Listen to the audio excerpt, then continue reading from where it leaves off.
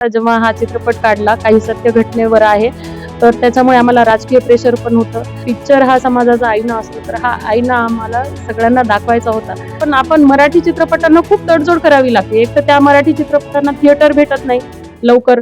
कोणताही समाज असो, त्या समाजाची संस्कृती असो आणि समाजाचा संघर्ष असो, जेव्हा एखाद्या रुपेरी पडद्यावर ते जेव्हा प्रदर्शित होतं, तेव्हा तो एक चित्रपट न राहता त्याला एक ऐतिहासिक दर्जा प्राप्त होतो आणि ऐतिहासिक दस्तऐवज तयार होतात. आणि असाच एक चित्रपट सध्या चर्चेमध्ये आहे, द महाराष्ट्र फाईल्स.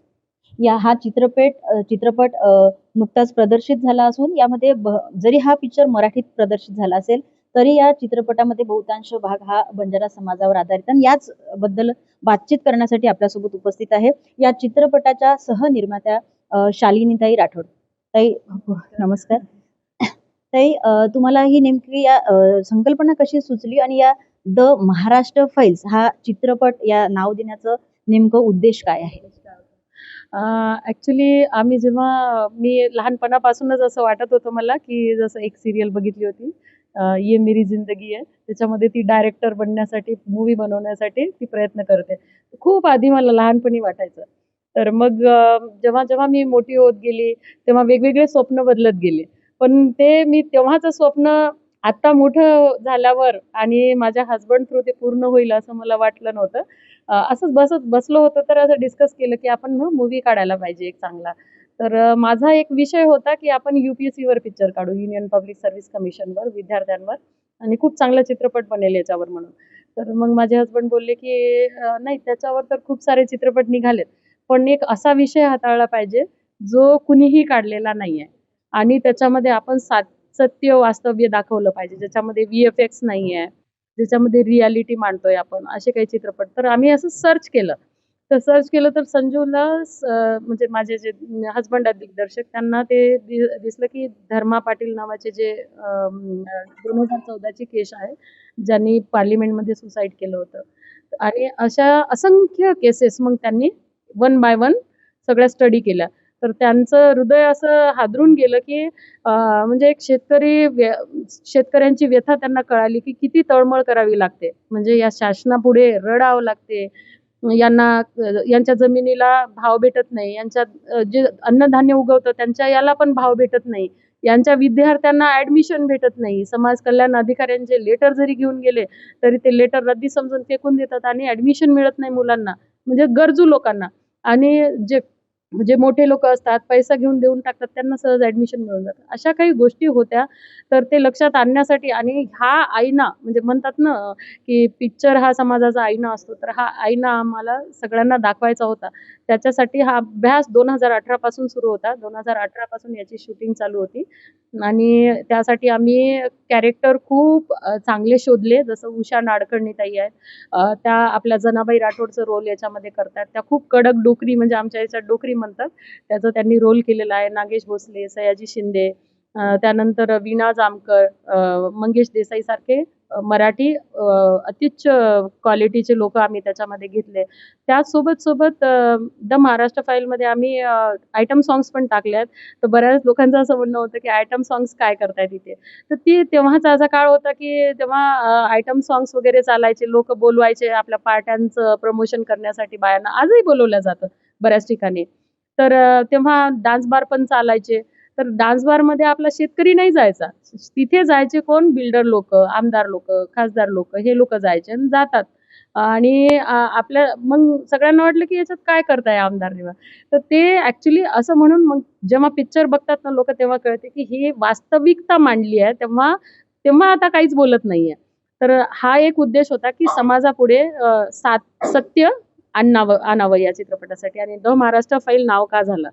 कारण ती आपली फाईल एका ग्रामीण भागातून तहसीलदार कार्यालयातून नंतर ती तलाठ्यापासून तहसीलदारपर्यंत, मग नंतर अधिकारी, जिल्हाधिकारी, मग नंतर पार्लिमेंट, तिथे पण पार्लिमेंट ती फेऱ्या घालते. तर तिची जी फाईल आहे, ती फिरते म्हणजे त्याभोवती. तर ह्या संघर्षाची कहाणी म्हणून महाराष्ट्राची ही फाईल म्हणजे एक महाराष्ट्राची महिला असं म्हणून त्याच्यामध्ये आम्ही दाखवलंय आणि हाच उद्देश होता द महाराष्ट्र फाईल नाव ठेवण्यामागे.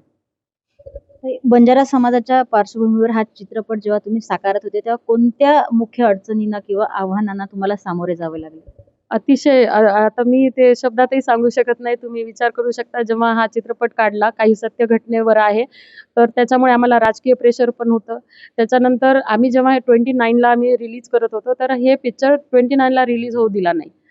कारण मग जेव्हा पूर्ण तयारी असते ना आपली रिलीज करायची, तेव्हा जर रिलीज झाला नाही तर माणूस खचून जातो. मग परत नाही उठत. पण तरी पण माझ्या हसबंडनी परत ट्राय केलं. 15 दिवसात व्ही-एफ-एक्स पूर्ण तयार करून ते स्टोरी जे कट लावले होते सेन्सर बोर्डनी ते तयार करून परत मग ते रिलीज केलं 12 जूनला. पण 12 जूनला त्याची तेवढी प्रसिद्धी झाली नाही. ग्रामीण भागामध्ये लोकांना माहितीच नाहीये की 12 जूनला हा चित्रपट थिएटरमध्ये आला. त्याच्यानंतर अशी कॉन्स्पिरन्सी झाली की माझा थिएटरमध्ये पिक्चर एकाच दिवसात काढून टाकला गेला. कारण माहिती नाही कुठून आदेश होते, काय होते. इतर चित्रपटांचे तर 8-8 दिवस असेच पोस्टर राहतात. पण माझं कुठेच तुम्हाला पोस्टर दिसणार नाही. कारण माझी ती प्रसिद्धीच होऊ द्यायची नव्हती त्या लोकांना. तर मग ते पोस्टर काढले गेले. आपले काही लोकं आता हळू जातात ना. नवीन चित्रपट आला तर लगेच थोडी सगळे जातात बघायला. काही असतात जे जातात, पण आपण मराठी चित्रपटांना खूप तडजोड करावी लागते. एक तर त्या मराठी चित्रपटांना थिएटर भेटत नाही लवकर. हिंदी चित्रपटांना भेटतं, साऊथच्या चित्रपटांना भेटतं. पण आपल्या चित्रपटांना खूप मारामारी करावी लागते थिएटर मिळवण्यासाठी. पण तरी ते भेटवले होते, तर त्याच्यातही या लोकांनी कॉन्स्पिरन्सी अशी केली, की माझे थिएटर मधले पोस्टर काढून टाकले आणि ती प्रसिद्धी होऊ दिली नाही. तर हे एक खूप मोठं संकट होतं आणि हे शब्दात सांगण्यासारखं नाहीये. तुम्ही विचार करू शकता, की जेव्हा आपलं एक ड्रीम प्रोजेक्ट ज्याच्यामध्ये तब्बल 18 करोड रुपये लागले आहेत या चित्रपटामध्ये मार्केटिंग सगळं पकडून आणि अजून निरंतर पैसा लागतोय त्याच्यामध्ये अजूनही. तर या सगळ्या गोष्टीमध्ये आपण पैसाच इम्पॉर्टंट नाही, आमचे इमोशन्स पण जुळले आहेत या चित्रपटामध्ये. आम्ही आमच्या समाजाचं एक सांस्कृतिक दर्शन दाखवलंय त्याच्यामध्ये. सांस्कृतिक गाण्यापासून सुरुवात केली आहे. आमचे संत श्री सेवालाल महाराज त्यांचं पण आम्ही त्याच्यामध्ये मूर्ती दाखवली आहे आणि बाबासाहेब आंबेडकरांचा पण त्याच्यामध्ये उल्लेख आहे. त्यांची मूर्ती आहे. बाबासाहेब आंबेडकरांचा पण एवढा मोठा पुतळा आजपर्यंत कुठल्याही चित्रपटामध्ये दाखवला गेला नाहीये. आणि बाबासाहेबांचे जे अनुयायी असतात तेच जे समाज कल्याण मिनिस्टर म्हणून त्याच्यात दाखवले. तो एक शेतकरी आहे. त्याला ॲक्टिंगचं हे पण नाही माहिती. पण त्यांना आम्ही याच्यामध्ये ॲक्टिंग करायला सांगितलं आणि त्यांनी ते बखुबी निभवलं. तर असं हे संघर्ष म्हणजे असा आहे कॅरेक्टरायझेशन निवडण्यापासून तर पैशापर्यंत ह्या तर असंख्य गोष्टी होत्याच होत्या. पण इंटरनल बॉलिवूड जे हे आहे त्याच्यामध्ये कॉन्स्पिरन्सी आहे त्याच्यामध्ये आम्हाला अतिशय त्रास झाला. पैशाचा तरी एक वेळेस माणूस सहन करेल. पण जे ह्युमिलेशन आम्हाला बॉलिवूडमध्ये मिळालं म्हणजे जे मराठी चित्रपटांमध्ये आम्हाला मिळालं तिथे, जसं सेन्सर बोर्डने आम्हाला त्रास दिला. त्याच्यानंतर या थिएटरमध्ये पिक्चर न लागू देणं. त्याच्यानंतर अजून की हा बंजारी चित्रपट आहे असं बोलून माझ्या चित्रपटाला मराठी चित्रपट नाही आहे, असं बोलून माझ्या थिएटरमध्ये लोकांना जाऊ दिलं नाही. हा पूर्ण चित्रपट मराठी आहे स्टार्टिंगपासून एंडपर्यंत. आपण त्याच्यात एक छोटंसं कॅरेक्टर दाखवलंय जनाबाई राठोड आणि पूर्ण कथा ही तुम्ही बघता ती राजकारणावर कुठेतरी फिरते अशी. तर हे सादर करताना ह्या सगळ्या गोष्टीला आम्हाला भरपूर म्हणजे त्रास झाला. आता बस एवढंच. हा चित्रपट जेव्हा तुम्ही साकारत होते, तेव्हा एखादा चांगला क्षण किंवा तुम्ही एवढ्या चांगल्या दिग्गज अभिनेत्री आहेत, उषा नाडकर्णी ताई झाली, चांगल्या नायिका आहेत त्या. त्यांच्यासोबत काम करताना एखादा असा काही चांगला क्षण किंवा अनुभव एखादा आमच्यासोबत शेअर करा. त्यांचा क्लायमॅक्सचा क्षण म्हणजे मला लिटरली जेव्हा शूटिंग चालू होती, मी तिथेच होती समोर स्टेजवर. मला वाटलं नव्हतं की क्लायमॅक्स कसे असतात जसं शूटिंग चालते ना थोडी अशी चालते की अरे ये पानी दे दो, ये दे दो, चलो शूट हो गया, मेकअप कर लिया. बट जेव्हा उषा नाडकर्णी ताई त्या जेव्हा तिथे बसलेल्या होत्या बाबासाहेब आंबेडकर यांच्या मूर्तीखाली आणि कॅमेरा येत होता, तर त्यांचं सीरियस ॲक्टिंग जसं आता पडद्यावर दिसते तेव्हाही तसंच होतं आणि तेव्हाही माझे हातपाय असे कापले होते आणि डोळ्यातून अश्रू निघत होतं. कारण मी स्वतः उभं राहून टाळ्या वाजल्या. मी चेअरवर बसून ते मॉनिटर असतं ना, ते पाहत होती. तर अक्षरशः डोळ्यातून धारा निघत होत्या आणि टाळी वाजत होती. मी म्हटलं नाही हा क्लायमॅक्स दी बेस्ट झालेला आहे. कारण शेवटी तिचं एंड होतं, ती मरण पावते आणि ती म्हणते की म्हणजे मी महिला, मला न्याय मिळाला, पण शेवटी माझ्या पोटचं पोरगं गेलं, माझी शेती गेली, माझ्या संसाराचा विस्फोट झाला पूर्ण आणि आता न्याय मिळवून मी काय करू? तर शेतकरी लोकांच्या अशा अनेक व्यथा आहेत. ते मरून गेले, ते मरून जातात, तर नंतर त्यांना न्याय मिळतो. मग काय करायचं त्या न्यायाचं? तर ह्या गोष्टी भिडून जातात ना मनाला. तर ती जे क्लायमॅक्सची सीन होती ना, ती माझी सगळ्यात फेव्हरेट होती म्हणजे याच्यामधली. म्हणजे जिथे अश्रू निघाले माझे. बाकी असे कॉमेडी सीन्स होते तिथे आम्ही असं मजाक करायचो, हसायचो वगैरे आणि त्या याच्यामध्ये लाईक व्हॅनिटीमध्ये वगैरे मजाक चालायचं, ते एक वेगळी बाब होती. कारण पिक्चर काढणं पण एक ना वेगळी कला आहे, म्हणजे मजा येते काढताना खूप अशी. ते आता येईल नंतर टीव्हीवर दाखवू आम्ही त्याचे फुटेज, की कसं करताना कशा मजा यायचं काय नाही. पण मेन तर आहे ना, Usha Nadkarni from the starting त्या खूप पर्टिक्युलर आहे. म्हणजे टाइम पर्टिक्युलर, आत्ता ह्या वेळेला असं बोललं पाहिजे. कुणी चुकलं की लगेच रागवायच्या त्या. म्हणजे त्या खूपच नावाजलेल्या कलाकार आहे आणि ते मी मानलं तिथे. या पिक्चर मधील गाण्यांना प्रतिसाद कसा मिळत आहे आणि बंजारा समाजातील गीत झालं, गायन झालं, या दोन्ही संगीत आणि गीत मधलं तुम्ही बाज कसा जपलेला आहे नेमका? आता तुम्हाला गाण्याचं तर मला सांगायचं, याच्यामध्ये 6-7 गाणे आहे. 6 गाणी आहे. अजय अतुल सरांनी, अजय गोगावले म्हणतात, पण अजय अतुलच नावाने त्यांना ओळखलं जातं. तर त्यांनी एक सुखाचा रग केला त्याग, हे तुम्ही कधी शांतपणे घरी ऐका, थिएटरमध्ये नाही. तुमच्या डोळ्यातून अश्रू येतील. कारण एवढं सुंदर रचना केली आहे गुरु ठाकूर सरांनी. आणि त्याच्यानंतर एक मन पाखरू, ते ते पण गाणं म्हणजे कुठल्याही कॉलेज गोईंग मुलांना आवडेल असं प्रेमाचं गाणं आहे ते. ते दोन्ही गाणी हिट आहेत. त्यानंतर सनी लिओनीनी ज्यावर परफॉर्मन्स केला आहे, शांताबाई गाणं, हे अतिशय 10 वर्ष झाले त्या गाण्याला. त्या गाण्याची पॉप्युलॅरिटी तेव्हा पण तेवढीच होती आणि अजूनही तेवढीच आहे. आजही आम्ही त्याला रिमेक केलंय त्यांच्याकडून राईट्स घेऊन. तर गायलंय त्यांनीच, पण आम्ही पिक्चरायझेशन केलं आणि हायेस्ट पेड स्टारकास्ट याच्यामध्ये घेऊन आम्ही तो गाणं पूर्ण केलं. त्याच्यानंतर सपना चौधरी यांनी, हरियाणाची ऍक्टर आहे, तिने पहिल्यांदा मराठी गाणं केलंय, डेब्यू केलंय. आणि मी याच्यामध्ये गाणं गायलंय. पहिला जो जो बंजारी सॉन्ग आहे तो आमचा कल्चरल सॉन्ग आहे, बचपनमध्ये गायचो आम्ही असंच. तर त्याच्यामुळे मला माहित होतं ते. तर कर्नाटकाची मेन सिंगर आहे ना मंगली म्हणून, त्यांच्यासोबत मी गायलंय. आम्ही दोघींनी ते गाणं गायलंय सुरुवातीचं. स्टार्टिंग संस्कृतीपासून चालू केली. अजून मार्तुशिका हे एक इलेक्शन वोटिंगसाठी डिमांड, म्हणजे वोटिंगसाठी हे करत आहे, ते प्रोव्होक करत आहे, त्यासाठी ते गाणं बनवलेलं आहे. ते पण आनंद शिंदे यांनी गायलं. खूप छान गाणं आहे ते पण. तर गाण्याची तर प्रसिद्धी खूप, नो डाऊट, खूप चांगली आहे.